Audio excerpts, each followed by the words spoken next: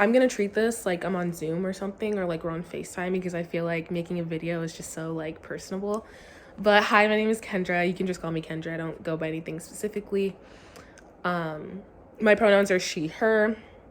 I major in political science, and my minor slash certificate, you could say, is in PR, public relations.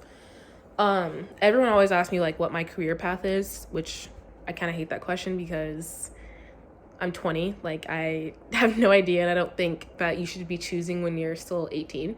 But the focus for me, at least, is campaign managing. The 2020 election, or the 2016 election, was something that like really stuck out to me. So I always like to tell people, like, that was really the starting point for why I wanted to do what I wanted to do, because that was a crazy election year, depending on how you look at it. I personally was not on the side that won. I was Hillary Clinton supporter, and that was not by, I wouldn't say it's not by choice. It wasn't really by also liking her. It was just kind of like the better of the two, which is something that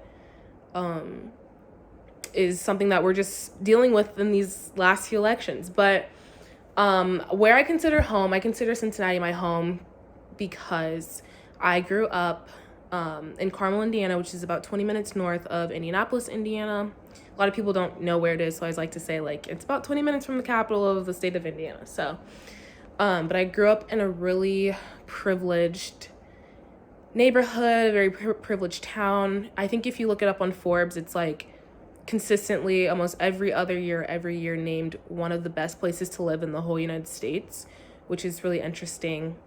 If it's not one, it's usually two, but it's always top 10. And I don't say that to brag, but I say that even as a Black person and a person of color, I come from privilege, but that doesn't mean that when I was living where I'm from, I didn't experience blatant racism and literal, yeah. So, I consider Cincinnati home, truthfully, because one, I always knew I wanted to come here. Like, I just loved the city of Cincinnati. I loved how deep and rich it had African-American ties, with my family being from the South. Like, me and my brother being the only ones who were born in the North, but everyone else being from Nashville, Alabama, North Carolina, Mississippi. We obviously have deep ties to slavery. So Cincinnati was home to me just because of the area that we're around. I see more people that look like me. And even the people that do look like me sometimes come from the same area or the same similarities like me. So I just love how diverse Cincinnati is, because I just didn't grow up with that. Carmel, where I'm from, is mostly 90% white, and then everything just trickles down, which is what I've been telling some of my professors for some of my African-American classes. I chose to take this class specifically, though, honestly, because I didn't see anything else that I was really interested in, but then also as a Black woman, like, I like to put myself in spaces where I feel like I'm going to be comfortable. When I had seen that you were going to be the professor, not hearing anything, bad about you or anything about how you teach previously, but I knew I was going to be fine, just because me personally, I feel more comfortable talking and then being in a class with a Black professor, and I think UC needs to do a better job of that, but we can talk about that later. So I chose to take this class just because yes, it was a requirement, but I also wasn't seeing anything that I truthfully related to under the category that fulfilled this requirement. So I was like, it's an obvious duh, like, why wouldn't I take this class?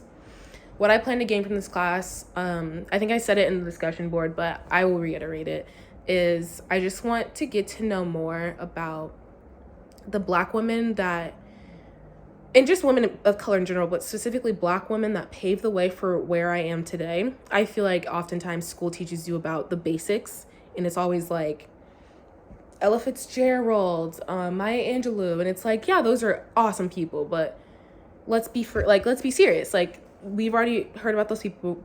We already know who those people are, and if you don't, that's okay. But at the same time, as a Black woman, it's like, this stuff is engraved into my head. So I know about those people, and I just take this class to learn more about women who I've not heard of before. Especially, I'd hope to learn about women in Cincinnati, because obviously I live here.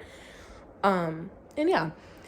Where do you see yourself in Black women's studies? I see myself fitting in as a Black woman, learning how to navigate modern day society better. And I think previous answer, I think learning about my history and who paved the way before me in this beautiful city would definitely help me understand, like, I fit into this new society, this 21st century, this new generation, in this way, because she did it before me, so I know I can do it too. And I hope that makes sense.